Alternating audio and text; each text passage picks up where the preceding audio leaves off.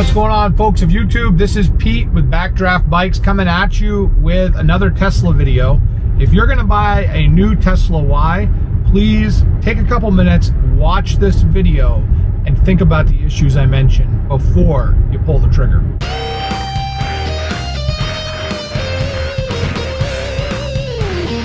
So like I said, we're gonna cover a couple items that may or may not be deal breakers for you, but I wanna give you fair warning as my loyal fan base that, well, Teslas, they do a good job in the media, they do a good job on the test drive and the presentation, but after 6 months of owning this car, I've discovered some flaws that unfortunately are causing me to rethink my purchase. First one, starting out with, is the heat. Now, the problem with heat when you live up in northern New England, in the wintertime, it is not uncommon to get 0-degree days, especially below 0 days in the deep, dark bowels of January. The problem with the Tesla, and this is really indicative of all their models, is that they don't have an internal combustion engine that's going to heat coolant up like a traditional car. So you're relying on battery packs. Now, I'm going to stop for a second here. When I bought this car, the first thing I asked the sales guy about was, hey, how do they do in cold weather? i.e., if I have a DeWalt battery pack and I leave it in the back of my Tundra overnight and it's 0 degrees, when I get it in the morning, it doesn't have any juice. It's halfway gone, maybe 1 bar left on it. How does Tesla manage that? Now, the answer I got was rather canned, and it is that Tesla has a heat pump in the Model Ys, which is revolutionary and brand new, and no other car has it, which is not true. The heat pump circulates hot coolant that's stored energy or stored heat particles in between the battery packs to keep the battery conditioned. Now, when I asked about warm-up time, I wanted to know, because, you know, up here, we'll let our cars warm on a remote starter for a good 20 minutes before we take off so that everything's all warmed up and not frozen. The reply I got from the salesman is, well, the beautiful thing about an electric car is it's ready to go as soon as you get in it. You don't have to let it warm up. You can even pre-warm the cabin if you like from the mobile app for a couple minutes, but it's not necessary. Fast forward back to my conundrum with no heat in this vehicle and the, you know, deep dark bowels of January. And what I've found is that if you don't warm up your car for an extended period of time, and I'm talking over 30 minutes, the heat peters out, even though I hate that expression. It basically doesn't keep up with the demand that you're going to put on it in a very, very cold temperature. I'm talking like below 10 degrees or below 0 degrees Fahrenheit. I specifically did some tests, what I'll show you right now, on how the heat pump works in very cold temperatures. Check it out. It's 10 degrees. Driving, you have not enough heat to actually defrost the windshield. The windshield wipers are actually frozen in place.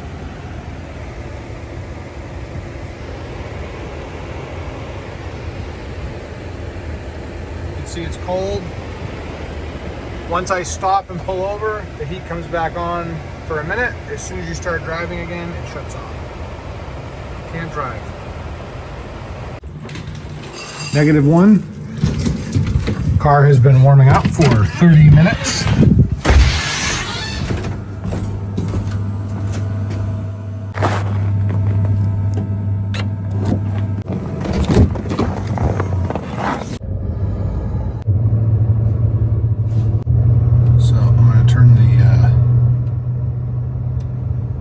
Up because it is cold in here.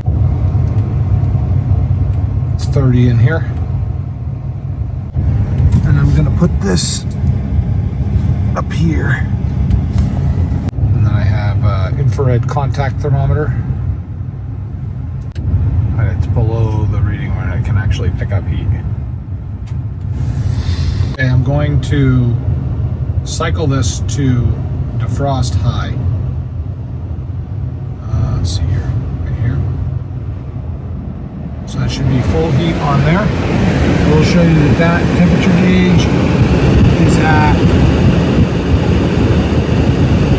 60 degrees. I do feel nice warm air coming out.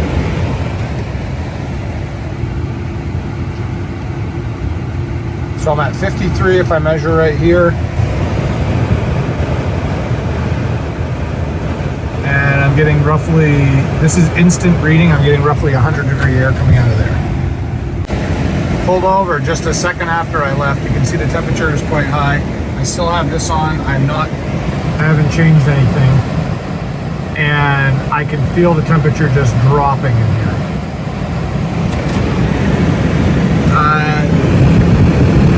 It's putting out 85-degree air, but the cabin has cooled down quite a bit. In fact,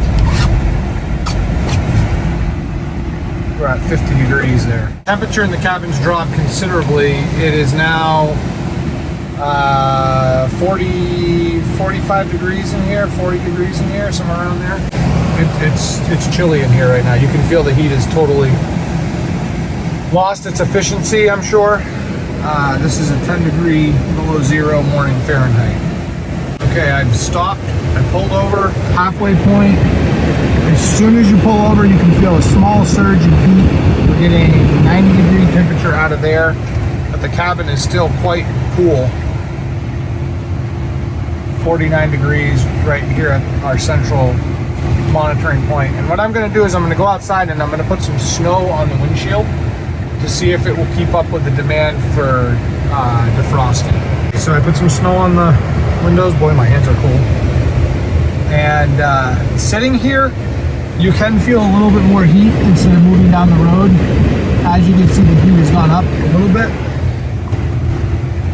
Cabin temperature, still rather cold.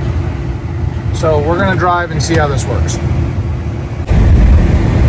Okay, so I've turned around and I'm gonna go back the way I came, like about the halfway point, and this road is pretty slippery. And I wanna drive at like a normal 45-mile-an-hour speed. I do have snow on the windshield still. I have not cycled the windshield wipers because I wanna see if the defroster will be able to keep up with it. To do this safely, driving, you can feel through convection, you can feel the temperature of the car has dropped again. The temperature is 48 still. This is shooting right at this section right here, just to kind of try to gauge the air temperature.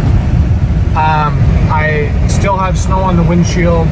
It is not melted off where the defroster vents are. It's still pretty bad.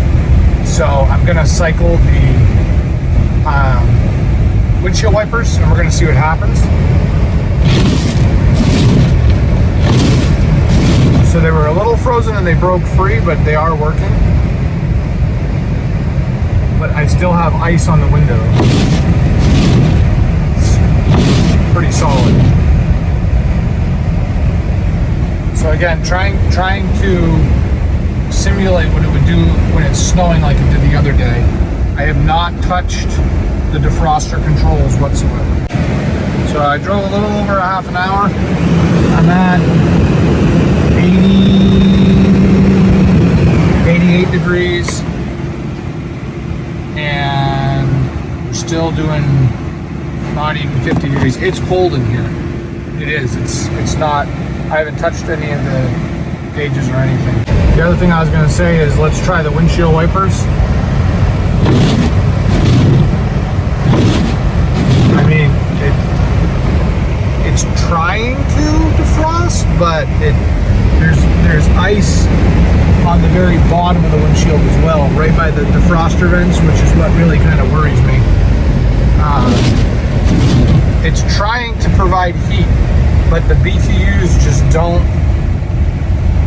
There's just not enough BTUs to match the demand. That's the problem. So it's trying, but it's cold in here. So after waiting for an appointment with no heat, I drive my car back down to Tesla, a couple hours each way, and leave it with them. After a few days, I get this video from the service manager basically telling me my heater is working fine. But notice the noise my car is making when he starts it up. Did you hear the banging when the heater motor started to run? Tick, tick, tick, tick, tick, tick. Just not a normal sound for a brand new car, right? Here's the clip again. He sends me this video as a text message to say, listen, your car's fine. I clearly can hear there's a problem. I'm not trying to be a Karen here, but come on, man. Here's what the car sounds like the day I get it back. Take a listen.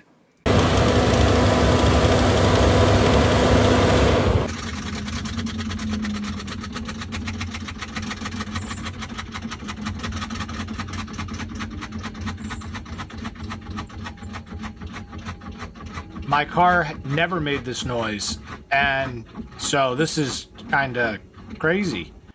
Well, no fear, the service manager sends me a video back on how to fix it. Alrighty, now go ahead and push. We're going to push up on it. Okay. Okay. Hold up a second. This is a $50,000 car that I asked you to fix, but wait a second. You're using a lift and you want me to take apart the cowling? I don't think so. As you can see, the heat does try to work. It really does. But there's a couple things that it just can't handle.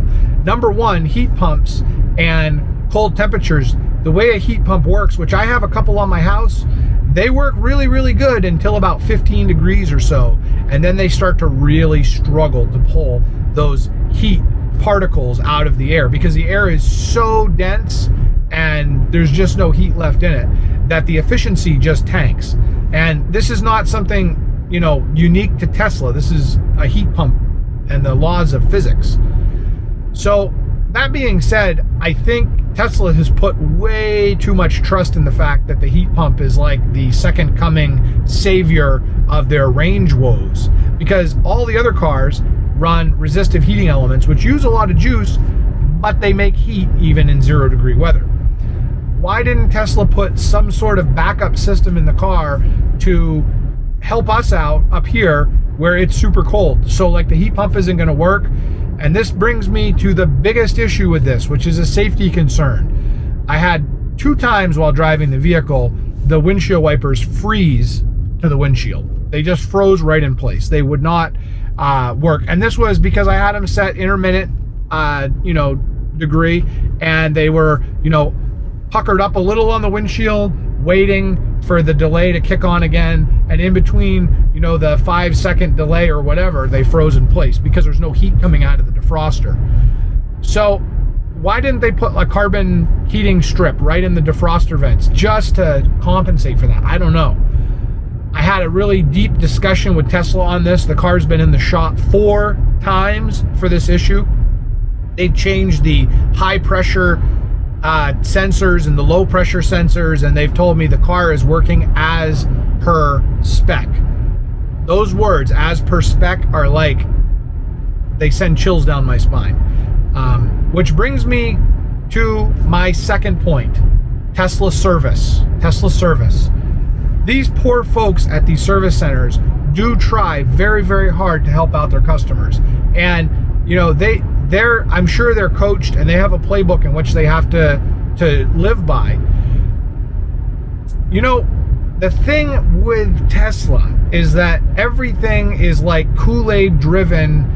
You don't know anything because you've never owned a Tesla. It's a Tesla. And I remember when iPhones first came out, everybody was like, oh, it's an iPhone, so you have to rethink the way you do everything because this is the right way to do it because it's an iPhone. Now, I do have an iPhone, and I'm filming this on an Apple product, so lay off me. But I will tell you this. A car is a car. A Tesla does have a tremendous amount of technology. It is an EV. Yes, I understand all of that. But when you don't have heat in the wintertime, I don't care what you're driving. You need heat. So don't tell me that, well, that's, Tesla owners understand they have to wear a jacket and a hat and gloves when they're driving in the car and it's super cold. Tesla owners understand that they have to let their car, I quote, precondition for 45 minutes before you drive it in cold temperatures. Huh? 45-minute warm-up time if I want to run down to the store, that doesn't make any sense to me at all. No. Sorry. I'm sorry. I can't drink the Kool-Aid on this anymore. I've got issues with the Sentry mode on this car. Here's a video of what it does. Again, and I'm not tagging this as a separate problem. I'm tagging this back to Tesla's Kool-Aid approach to service. Well, that's a known issue, just like a cell phone, I'm quoting. And it will be released in a future firmware update. They'll fix it. Okay, what does that do for me as my car flashes its lights and beeps its horn 1,700 times a night? Kills the battery. I can't have it at work at the fire station because the lights are blinking. Come on, Tesla. Come on. This goes back down to service again, and I'll give you my final complaint about service. While they do try to help you, make no mistake, they're Tesla employees. They say their job is to take care of the customer after the sale and fix the problems, but they're so busy, they have so few technicians, and the parts are so long in back order that it's just not a good setup. It's almost like the perfect storm for people with these vehicles that need service. And I'm gonna put the cherry on top here, and the final complaint I have about service is you can't talk to anybody at Tesla. Please use the Tesla mobile app for all service needs. You must use the app to schedule, modify, or cancel service appointments. You may also communicate with the service team, review and pay invoices, and diagnose your car in the app. I'm going to repeat that. You cannot talk to anybody at Tesla. You have to go through their stupid mobile app that works half the time, and half the time it doesn't. You have to chat or text people, and they take a day to get back to you. So when I initially reported no heat, they gave me an appointment a couple weeks away, and then I sent multiple messages on the app saying, yo, I don't have heat. I can't drive my car. It's broken down in my driveway. I didn't hear anything for like 24 hours. Finally, I was able to get a hold of somebody, and I was able to get it in sooner than 2 weeks. It's just super frustrating. Any other vehicle out there, you go to the dealer, you talk to it. You can go to a dealer, and you don't have to drive hours to get to one, and you can talk to a real human being. They have their phone numbers, and they will talk to you. So, yeah, Tesla, your service is probably the worst I've ever had with any vehicle ever, including some exotic motorcycles like my YouTube channel normally shows. Let's go to the third issue that I want you to consider before you purchase a Tesla, and that is the fit, finish, and quality control. This is a brand new car.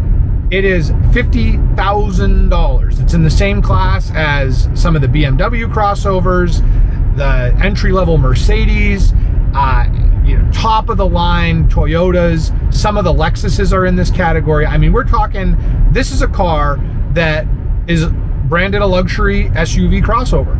And when you buy a vehicle like this and you expect things to be right when you get the car, it's very, very disappointing. So I've got another video on my channel here on delivery and about some of the issues that I experienced with delivery. I really encourage you to watch that video, read that video. There's a deal. No, I encourage you to watch that video, please, and just check out some of the issues. Body panel alignment is huge. It's like they slap these cars together and they just ship them.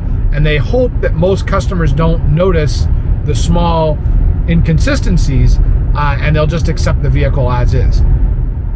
And if you don't document that there's issues at delivery, they will rake you over the coals, trying to tell you that either you caused it or it's per spec. So I will tell you one issue with this car. The rear door behind me, the alignment was off. The door was actually sticking out, and I mentioned it, and they said, oh no, that's per spec. And the per spec of the door caused all the paint on the edge of the door to come off driving in New England with sand on the roads in the wintertime. So I brought it back to Tesla and I said, what gives, Jeeves? This door, the edge of the door is completely bare metal now, and I've got 5,000 miles on my car. Oh, that's in per spec, you know, you should put mud flaps on. Huh? Okay, so again, quality control. The door, if it was aligned properly, wouldn't have a wedge sticking out of it. It wouldn't be magneting sand right into the side of it driving down the road normally, normal driving in the winter. The adjustment on the door and the repaint was terrible. They took the paint off the hinges and left masking tape on my car. They got overspray on the seats, and then they broke the plastic trim piece by the rocker panel and gave me the car back and said, here you go, customer. Oh, yeah. Have a great day. So, you know, I drove several hours back up here away from the dealership, lamenting the entire situation from start to finish. And again, I have not been able to actually get everything fixed back to the way this car should have been when it came out of the factory. The rear bumper was broken when I got it. The parking sensors continually malfunction and tell me I'm backing into something. That took like weeks and weeks and weeks to resolve because of parts being on back order. It's just been one thing after another. I love you, Tesla. I wish that this relationship would work out, but I gotta let you go.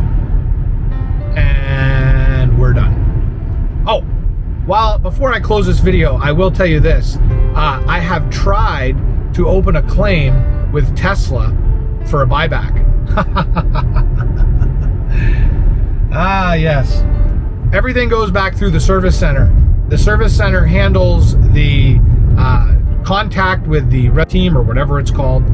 I followed everything. I sent them a certified letter and an email saying, please help me. I'm your customer. I want to be happy. Can you please help me out? Crickets. Nothing. I haven't heard anything from them. They haven't offered to do anything for me. And what the service manager has told me at the service center is, you do not have a case. Your car is a normal Tesla. These are normal Tesla issues. And people that buy Teslas understand that these things happen. I'm sorry, what? Mix up that Kool-Aid again, boy, because I need some more. No. I buy a brand new car, I want it to work. I want heat. I want service. I want a car that's gonna work. It's not anything unreasonable. Don't call me Karen, because I'm not. I just want a car that works. I spent the money on it, please. So, I'm done. I'm breaking up. This is it. Emancipation, divorce, whatever you want to call it. We're going that route. Papers have been served, and I'm done. I'm done.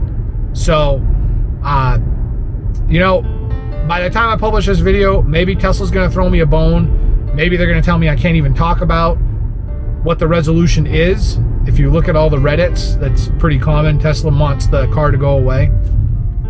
I'm bracing myself for that anyways, because I've noticed what they've done on all the repairs is called them goodwill service. You might want to goggle that term, the goodwill service, and you'll see that that's how they escape lemon law claims, because they fixed it out of goodwill. All right, well, that's all I've got to tell you now, but I appreciate your videos. If you like these videos, if you found it helpful, please shoot me a comment or a like down below.